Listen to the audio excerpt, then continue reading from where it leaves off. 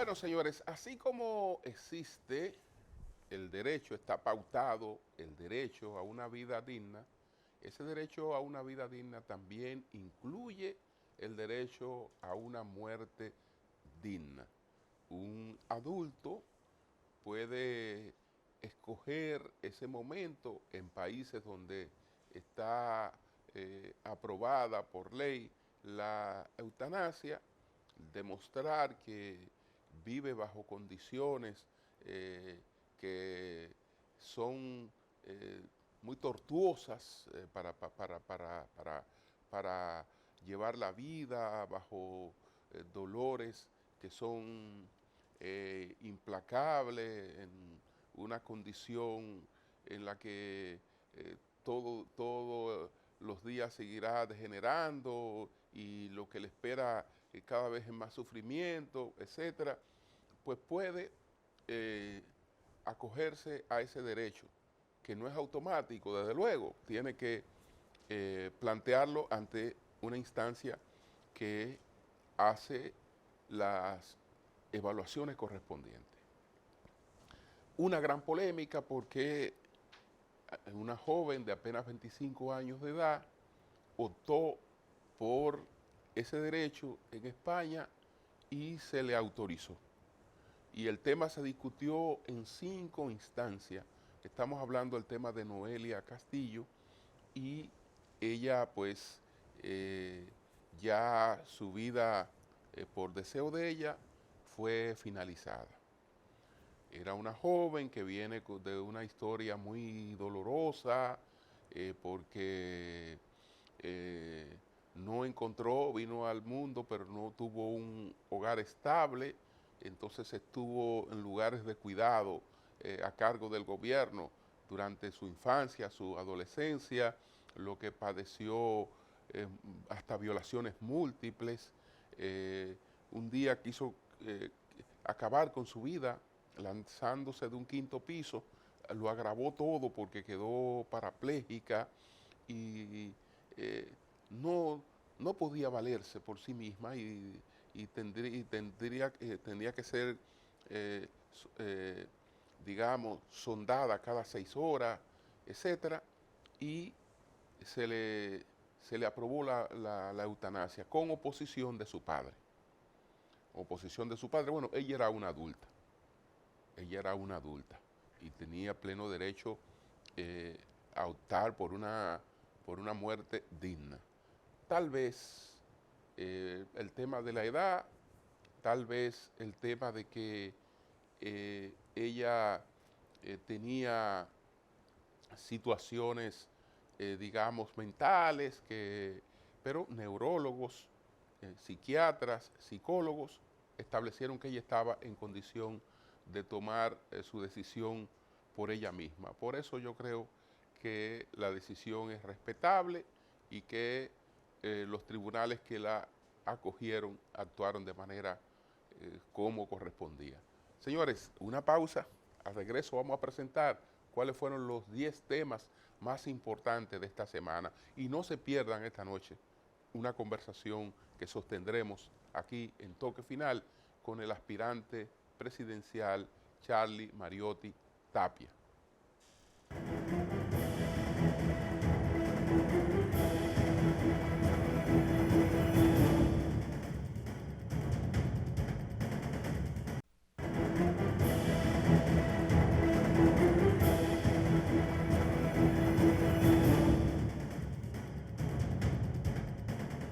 Señores, antes de pasar a nuestra conversación con Charlie Mariotti Tapia, vamos a presentar cuáles fueron los 10 temas de mayor impacto esta semana. Adelante.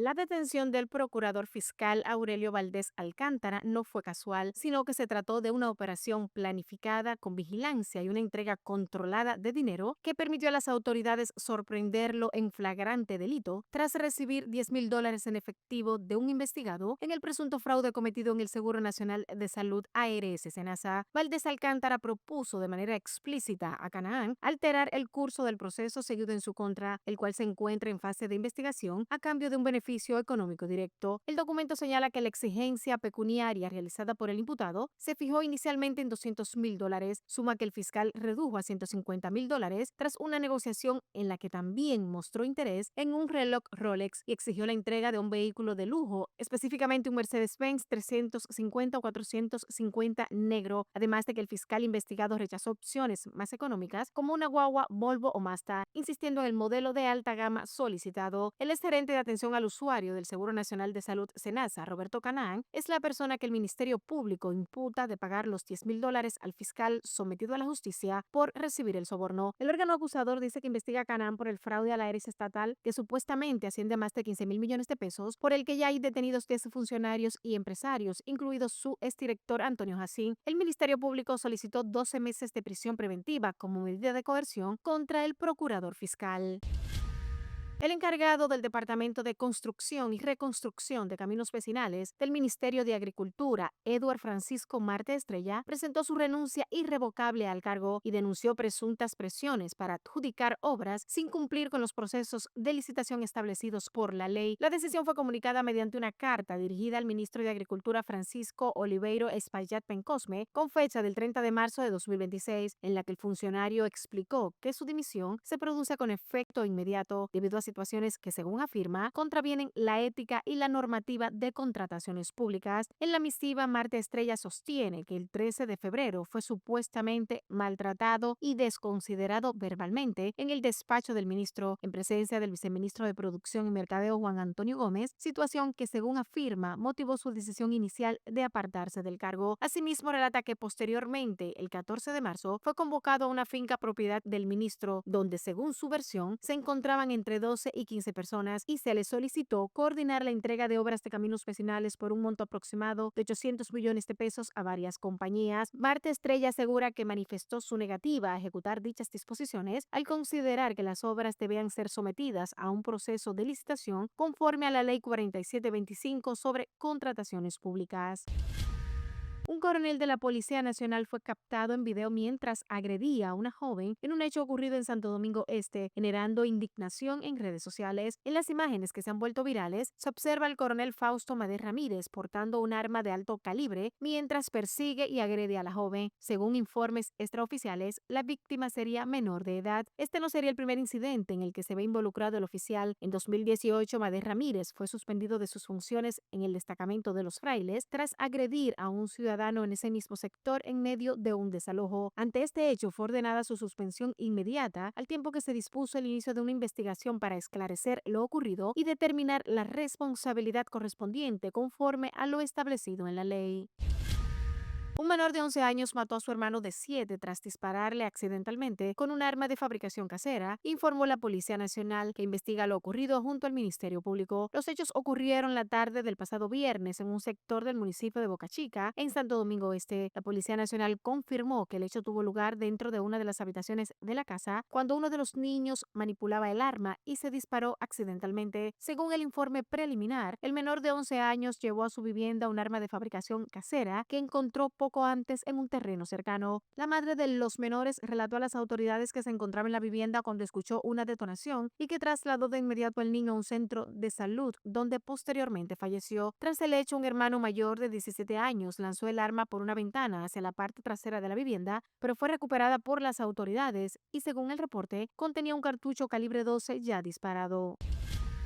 Falleció el pasado sábado Héctor José Rizek Yavali, reconocido empresario franco-macorizano, destacado por sus aportes al desarrollo de la industria nacional y al posicionamiento del cacao dominicano en el mercado internacional. Hasta su muerte presidió el Grupo Rizek, empresa líder en la producción, procesamiento y exportación de cacao orgánico y convencional. La noticia ha consternado al sector agroindustrial y a la sociedad dominicana, dado que Rizek Yavali, conocido popularmente como el Señor Cacao, contribuyó durante más de 5 décadas a consolidar la reputación del cacao dominicano entre los preferidos en el mundo. Además, formó parte de la Junta Monetaria desde 1985, desempeñando un papel clave en la economía del país. Por sus aportes recibió múltiples reconocimientos, incluyendo el Galardón al Mérito Industrial 2022, otorgado por la Asociación de Industrias de República Dominicana, AIRD, así como el título de Agroempresario del Año en diferentes ocasiones. Su labor fue destacada por el apoyo al sector industrial, aduanal y el desarrollo sostenible del cacao dominicano. Las honras fúnebres se celebraron en la funeraria Blandino de la avenida Abraham Lincoln y luego fue sepultado en el cementerio Puerta del Cielo. La presencia de gatos y perros en condición de calle continúan en crecimiento en República Dominicana, una situación que expertos y rescatistas califican como un problema de salud pública y bienestar animal. Especialistas coinciden en que la reproducción sin control agrava la crisis, ya que una sola hembra puede tener hasta 2 camadas al año, generando un crecimiento exponencial de la población callejera. Perros deambulan en grupos por calles, parques y avenidas. Gatos sobreviven entre escombros, solares, vacíos y zonas comerciales. Camadas enteras nacen en condiciones precarias, sin garantías de sobrevivir. Otros simplemente desaparecen. La sobrepoblación de animales callejeros en el país ya no es un problema aislado ni invisible. Está a los ojos de todos. Está en cada semáforo, en cada comunidad, en cada espacio público. Habitan alrededor de nosotros, siendo ignorados, principalmente por quienes están llamados a atenderlos. Pese a la existencia de la Ley 148/12 sobre protección animal, su aplicación sigue siendo limitada y no existe un programa nacional sostenido de esterilización masiva. Expertos señalan que se requieren políticas públicas integrales que incluyan vacunación, adopción, educación ciudadana y mayor intervención estatal, tomando como referencia modelos internacionales que han logrado controlar esta problemática.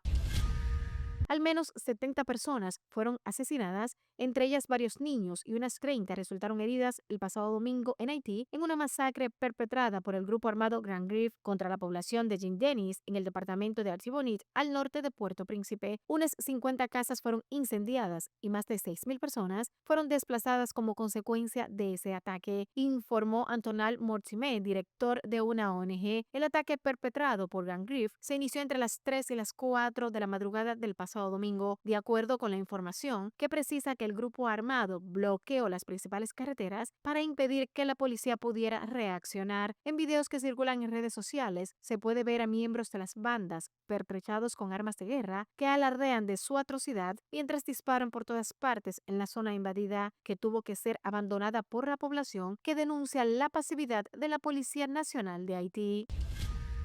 El padecimiento a lo largo de su vida y los 2 años de batalla legal a los que se enfrentó la española Noelia Castillo Ramos, de 25 años, llegaron a término en la tarde del pasado jueves, cuando fue sometida a la eutanasia que había solicitado en 2024. Para que Castillo viera su voluntad cumplida, tuvo que esperar que hasta 5 instancias judiciales, la última de ellas, el Tribunal Europeo de Derechos Humanos, se pronunciaran sobre su caso. Aunque las autoridades competentes fueron consistentes en cada instancia, la oposición de su padre, asesorado por un grupo ultracatólico, obligó a ir postergando la medida. Finalmente, el Tribunal Europeo puso fin a la batalla legal al fallar que la eutanasia podía aplicarse. Atrás quedó así una infancia complicada en una familia desestructurada que la llevó a estar durante un tiempo tutelada por el Estado, sufrir varios abusos, entre ellos una agresión sexual múltiple a manos de 3 chicos. Según contó, el 4 de octubre de 2022 se arrojó desde un 5º piso. La caída no la mató, pero la dejó parapléjica y con graves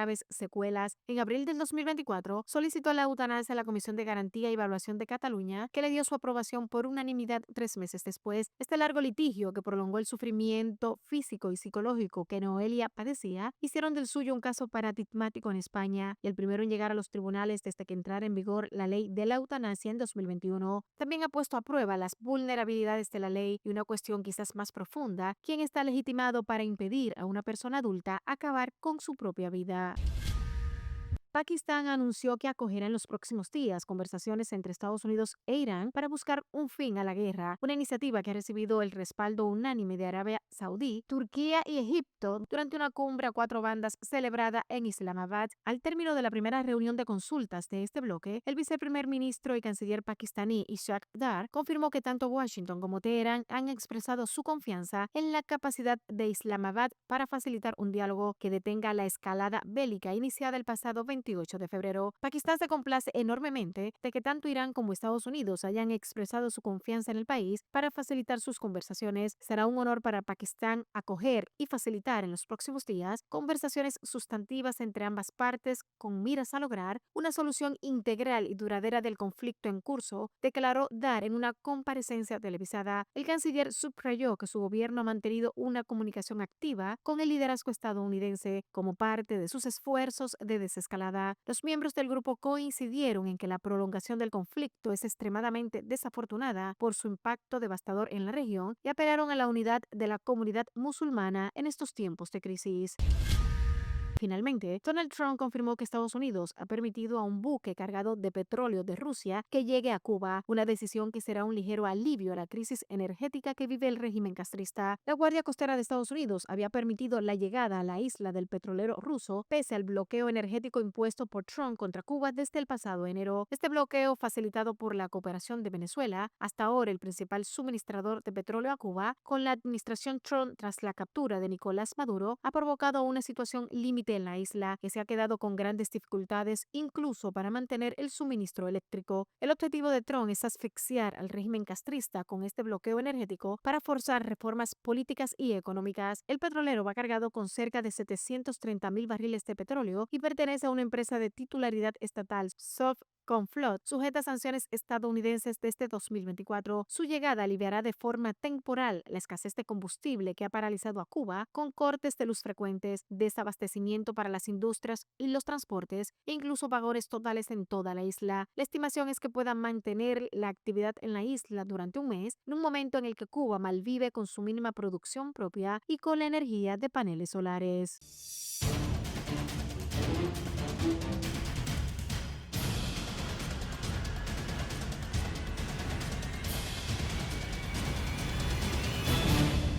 Una pausa y retornamos con nuestra entrevista con Charlie Mariotti Tapia, que nos acompaña esta noche.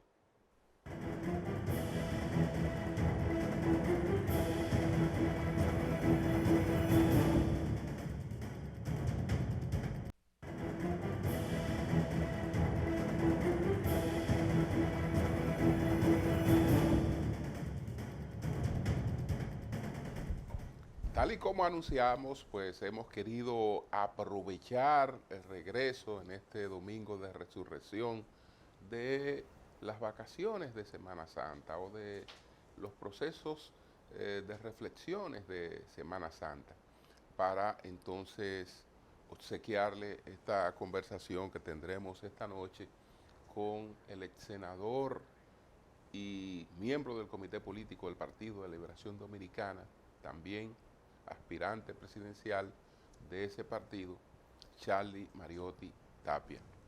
Buenas noches, Charlie. Buenas noches, Julio, y un abrazo, un saludo a toda tu audiencia, tanto a los que te siguen por el canal de Difusión Primera y por tus redes sociales.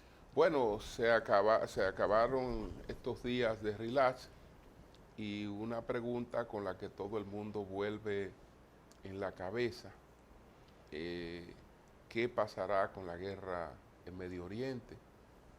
¿Seguirá esa guerra extendida? Hasta ahora, ¿qué expectativa tú tienes sobre la guerra en Medio Oriente?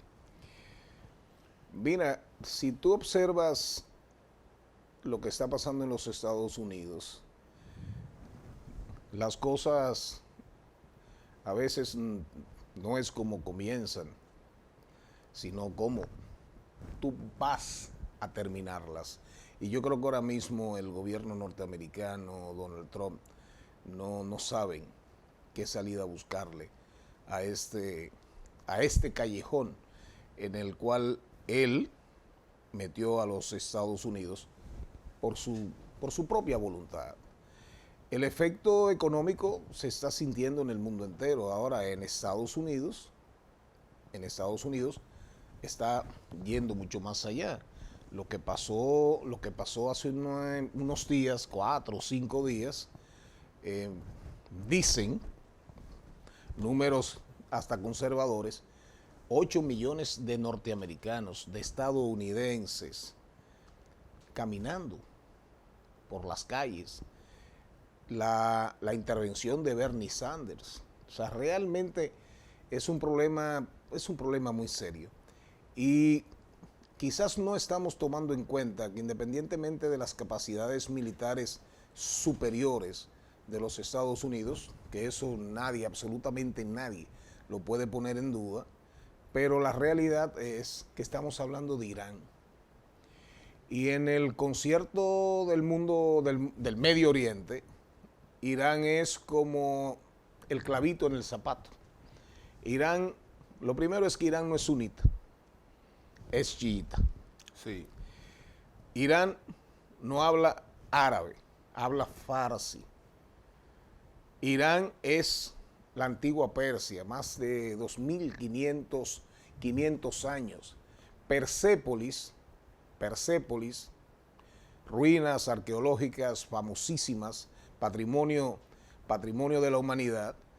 Estamos hablando de una ciudad espectacular de 2.500 años.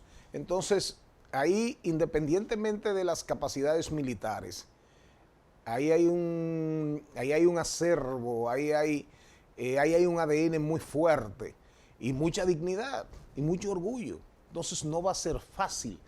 Y estamos hablando de una posible intervención por tierra. Una posible intervención por tierra sería aún más catastrófico para los Estados Unidos. Desde mi particular visión, y concluyo, aunque Estados Unidos cante victoria, está perdiendo. La mediación que estaría, digamos, teniendo como sede a Pakistán y en la que están integrados otros países del área. Ojalá den resultados, Julio. Realmente nadie, ojalá República Dominicana y los países de economías tan dependientes, tan frágiles como la nuestra, ojalá eso terminase hoy domingo, cese al fuego, en la noche, eureka, albricias, felices todos, aunque con toda esa destrucción, todas esas muertes, todo ese dolor atrás, pero bueno, qué bueno que terminó la guerra hoy domingo. Pero yo por ahora no le veo porque al contrario, si nos llevamos las informaciones que sirve Donald Trump, sabiendo todos cuál es el espíritu, el carácter, la poca credibilidad del presidente de los Estados Unidos, pero según él, los ataques se han intensificado. Entonces, si te vas al otro lado, en el Líbano, Israel, Hezbollah, ahí hay prácticamente una guerra abierta, una guerra a la franca con muchos muertos. Entró por otro lado los hutíes en Yemen, y ahí el peligro pudiera ser doble porque imagínate tú el estrecho de Hormuz y que te cierren el otro lado, el Mar Rojo, el canal de Suez, que es una posibilidad real con la entrada de los hutíes. Entonces, ojalá de verdad la diplomacia juegue su papel, y no olvidemos que esto es importante. Pakistán es una potencia nuclear, Julio. O sea, Pakistán tiene poder disuasivo. Ahora, mezclemos todo esto. Irán acaba de retirarse del protocolo, el que norma, el que reglamenta el tema de las armas nucleares, y reclama su derecho a desarrollar, a trabajar el tema nuclear con una perspectiva para ponerlo al servicio de la comunidad, de la sociedad, de su país. Entonces, mira, ojalá, de verdad, ojalá. Bueno, desde el punto de vista del gobierno dominicano y las medidas que se han adoptado, ¿cómo evalúa la situación en el plano local? Nosotros, desde principios de marzo, primera semana de marzo, La guerra, el primer ataque fue 28 de febrero, fue el primer ataque. Nosotros planteábamos, describíamos, titulábamos un trabajo, el telón de fondo de la crisis, la guerra en el Medio Oriente. Y ahí eso está en nuestras redes sociales. Hay un videíto, dato mata relato, y en mis cuentas está en detalles. Antes de que se tirase el primer misilazo, el primer bombardeo, el primer ataque en Medio Oriente, Julio, ya la economía dominicana tenía serios problemas. En apenas el segundo mes, camino al trimestre, a marzo, nosotros ya las expectativas del Banco Central habían sido reducidas. Pero, ¿cuál fue el escenario del 2025? En el 2025, las expectativas de crecimiento del Producto Interno Bruto comenzaron en 4.7, después bajaron a 4.5 y en 8 ocasiones, en 7 en el 2025 y una al final del 2024 fueron revisadas. ¿En qué contexto arranca la guerra de Medio Oriente? En un contexto donde 13 sectores, subsectores de la economía decrecieron en el 2025. Y no cualquier subsector. ¿En qué escenario arranca la crisis de Medio Oriente? En un momento en que en el primer trimestre, camino enero, febrero, oiga bien, ya alimentos y bebidas, educación y salud habían superado las expectativas de inflación, la previsión de inflación del Banco Central, que es de un 4%. En el caso de alimentos y bebidas, andaba en un 8 y tanto por ciento. Entonces, es ahí donde nos agarra esta crisis, que va a tener un efecto de espiral, porque evidentemente cadenas de suministros, las cadenas de suministros que todavía no se han recuperado totalmente del COVID-19, van a tener problemas. Entonces, ya las amas de casa en la República Dominicana están hablando de que las habichuelas, de que el agua embotellada, de que ya hay aumentos en alimentos y bebidas. Entonces, el efecto que esto va a tener para nosotros va a ser devastador, devastador. Si esto dura un mes, 2 meses, nosotros vamos a tener problemas muy, muy, muy serios. Y si tú observas, las expectativas que teníamos era de que la Reserva Federal iba a reducir tasas y que en septiembre, más o menos junio, julio, agosto, septiembre, se iba a producir una segunda revisión a la baja en las tasas de la Reserva Federal Americana. Sin embargo, anunciaron hace como 10 días, 12 días, que se van a mantener intactas. ¿Qué significa eso para nosotros, para los dominicanos? El crédito va a seguir siendo muy caro, los préstamos al consumo, los préstamos hipotecarios y el financiamiento, la gente que se está financiando con tarjetas de crédito a título personal o comercial, van a seguir, esas tasas seguirán siendo exorbitantes. ¿Alguna posibilidad de que ante la continuación, la prolongación de esta crisis, el gobierno llame de nuevo a los líderes opositores, como lo hizo con relación al tema haitiano, y trate de consensuar algunas salidas? Mira, Julio, yo estuve siendo secretario general del PLD. A mí me tocó, yo fui a 2 reuniones cuando se hizo la convocatoria aquella al diálogo nacional, en el CES, en el Consejo Económico y Social. ¿Y qué pasó? ¿Cuál fue el resultado de ese diálogo? Prácticamente nada. Horas, neuronas, y prácticamente de ahí no salió nada. Después me tocó ir al Palacio Nacional cuando el presidente llamó, la primera llamada para tratar el tema Haití con las fuerzas socioeconómicas de la vida dominicana. ¿Y qué pasó? Nada. Después vino el encuentro de los SEX con el presidente de la República y bueno, hasta ahora resultados tangibles que no sean las deportaciones. De manera concreta, tú no puedes levantar banderas, tú no puedes cantar victoria. Creo que el presidente de la República, y eso es muy triste, en ese sentido ha perdido, digamos, respecto a nosotros, ha perdido un poco la confianza, sin lugar a dudas.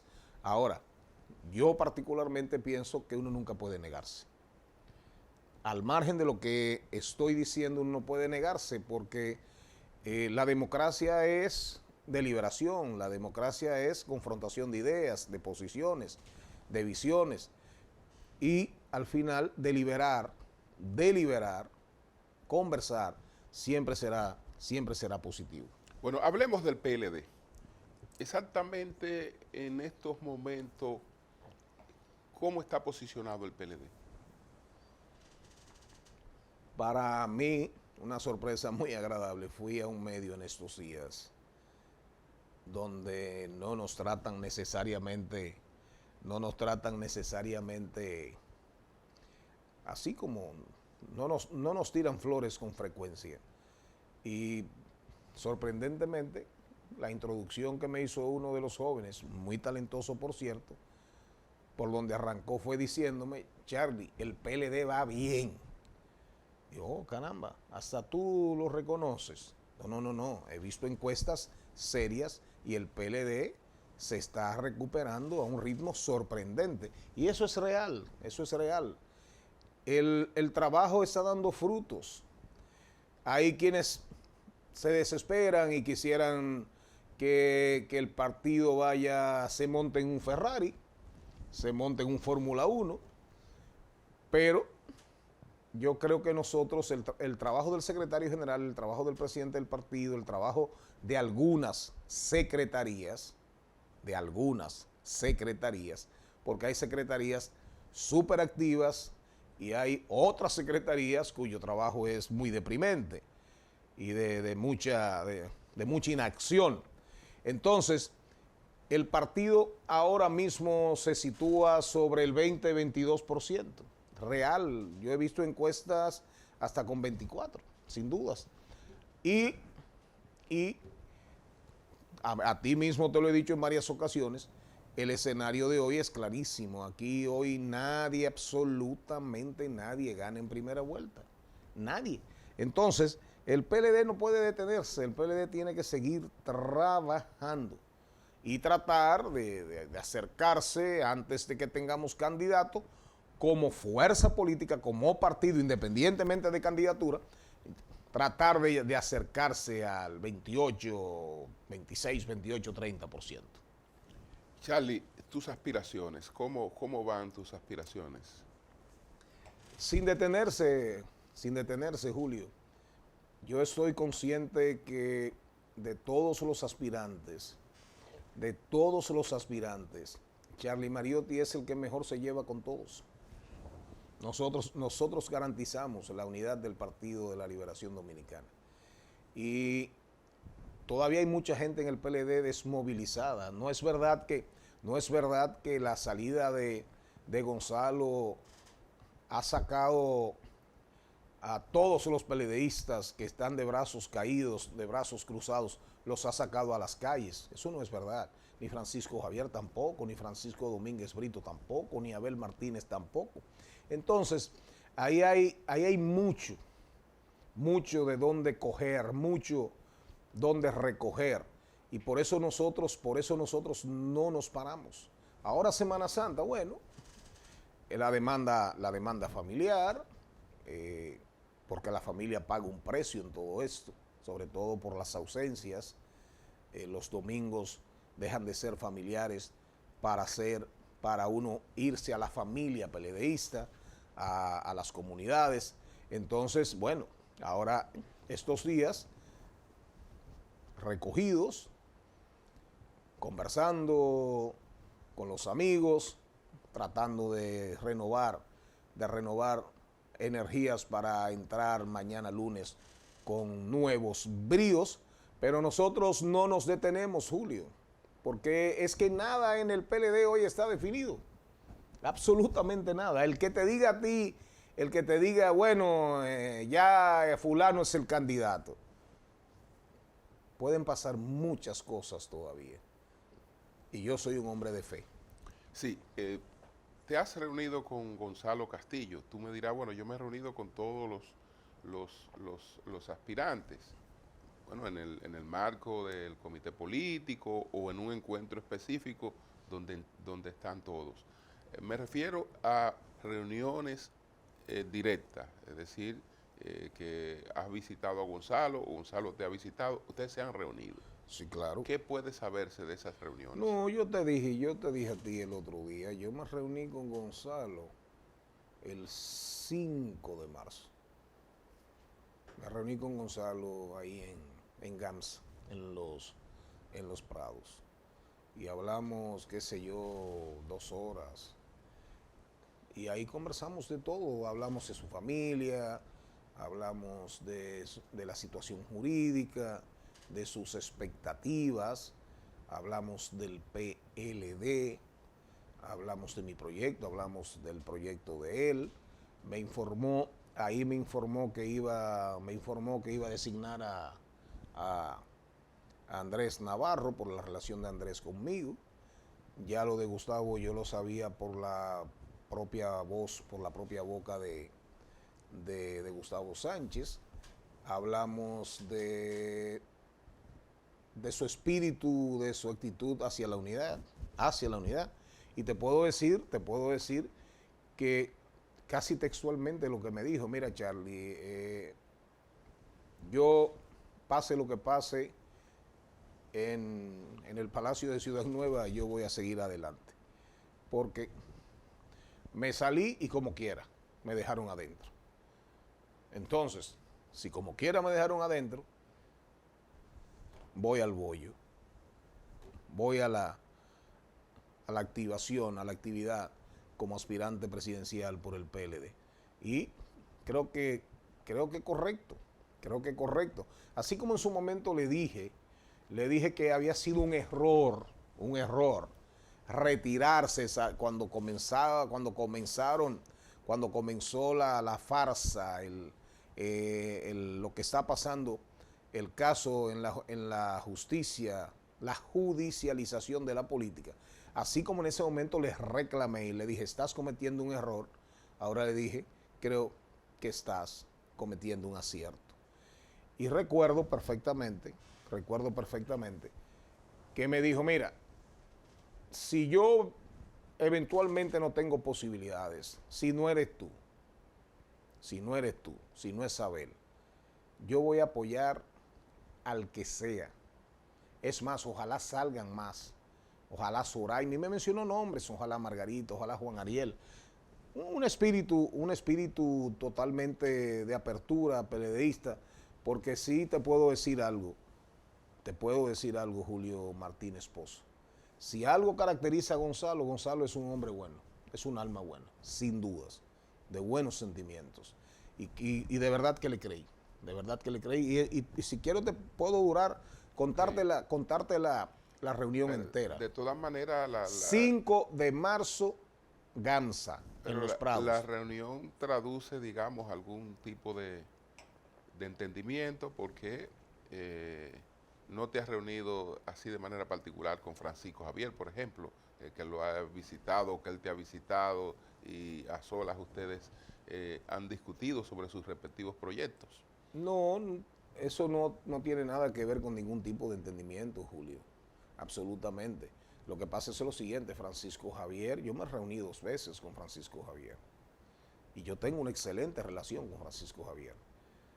Lo que pasa, asimismo, como te cuento de la reunión relato de la reunión con Gonzalo, te puedo decir, yo a Francisco Javier en algún momento le dije, mira, ¿tú quieres ser candidato o presidente de la República?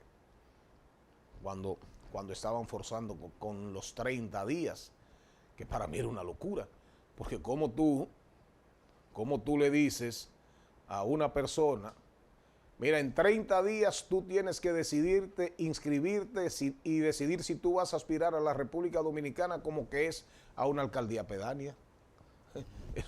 Eso para mí rayaba en lo absurdo.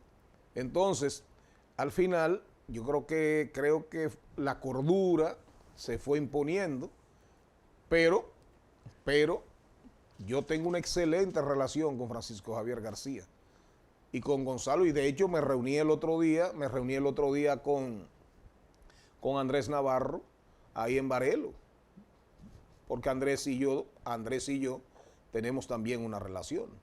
Entonces, si mañana me tengo que reunir con Francisco Javier y conversar sobre la situación del PLD, me reuní en estos días con Margarita Cedeño, 2 horas y pico también.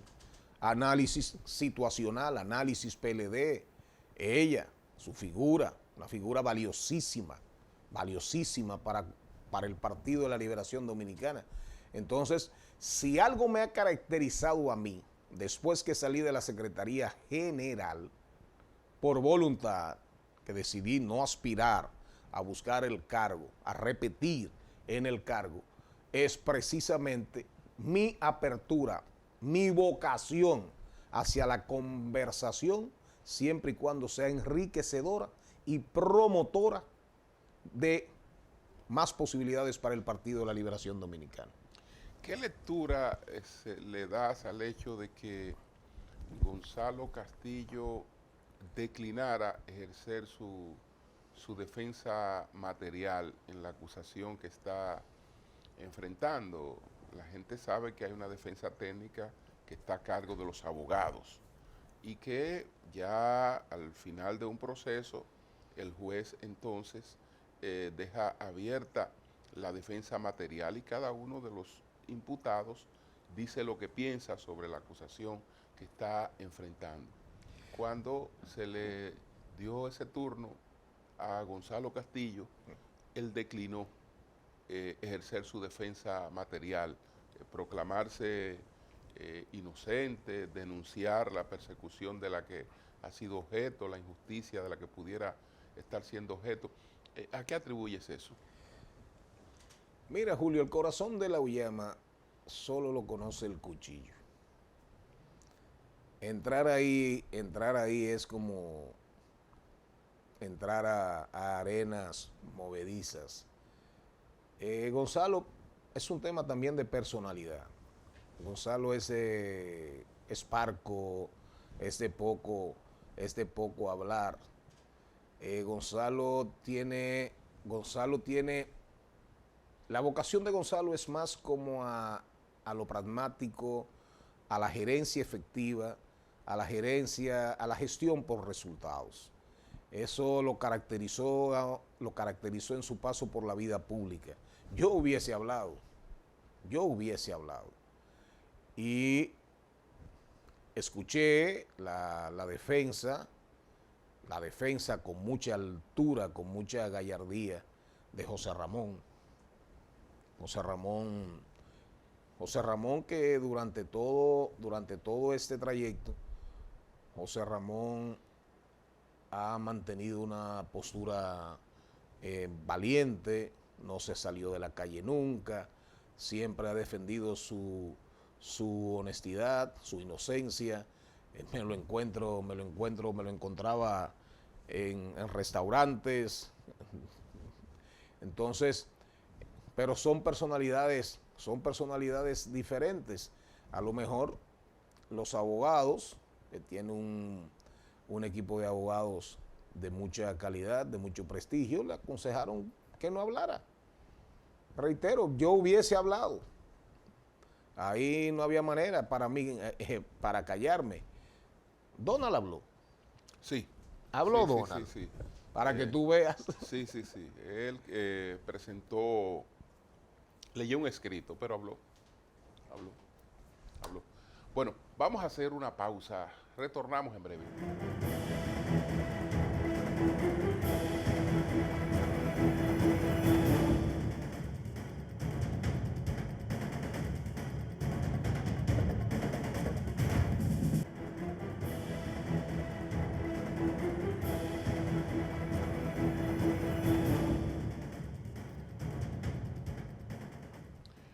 Bueno, señores, en esta conversación con Charlie Mariotti, aspirante presidencial del Partido de Liberación Dominicana. Charlie, independientemente de cuál sea el candidato escogido, ¿tú crees que habrá garantías de unidad en el PLD? Mira, yo tengo la impresión de que en algunos casos hay situaciones que pudiesen parecer insalvables por situaciones del pasado y posiblemente no se cierren puertas, posibilidades de reconciliación. Pero todo depende si hay vocación de poder, Julio. Si hay vocación de poder, si hay vocación Palacio Nacional, mira, eso unifica, eso une, eso pega más que el coquí. Si el candidato presidencial del PLD, el que resulte electo, fíjate que ni siquiera me menciono, el que resulte de nosotros electo en el momento de resultar escogido en esas primarias semiabiertas, los números dicen que hay posibilidad real de gobernar, de llegar al gobierno. Tú puedes estar seguro, segurísimo, de que hay perdón. De que hay perdón. Ahora, si el camino es oscuro, si las proyecciones si se ven difíciles, entonces posiblemente la unidad no sea posible. Así te lo reduzco. Y tú eres un hombre de mucha experiencia y la gente que nos está viendo, saben lo que significa el lapicero en las manos de un presidente de la República. Y la unidad opositora, tomando en cuenta que antes de las presidenciales están las elecciones municipales. Nosotros hemos hablado de la posibilidad de una alianza en el ámbito municipal, pero la experiencia pasada fue muy amarga, Julio, muy amarga. El sentido de responsabilidad del PLD, lo que demostró el PLD es que es un partido que cuando empeña su palabra en materia de alianzas, cumple. A nosotros no nos respondieron igual. Y el ejemplo más ilustrativo de eso es la alcaldía de Santo Domingo. Nosotros nos rompimos la cabeza, dejamos el cuero en la calle por la senaduría de Omar Fernández. Sin embargo, la correspondencia, la entrega de la Fuerza del Pueblo respecto a las aspiraciones de Domingo Contreras dejó mucho que desear. Nosotros en Peralvillo metimos brazo y medio para que Freilín fuera alcalde, que fue en alianza con nosotros, y ganó. Entonces, yo en ese sentido, lo único que sí me preocupa es que muchos compañeros, muchas compañeras, que tienen aspiraciones, pero no las anuncian, no salen a la calle, no se tiran al ruedo, porque entienden que con una alianza van en coche. Y eso pudiese afectarnos a nosotros en cuanto a nuestra dinámica. Pero el PLD, ahora mismo el PLD tiene que seguir su curso, Julio. Tiene que seguir su curso. Y olvidarse por ahora de alianzas. Bueno, Charlie, muchas gracias. Muchas gracias por acompañarnos esta noche. Buenas noches a todos.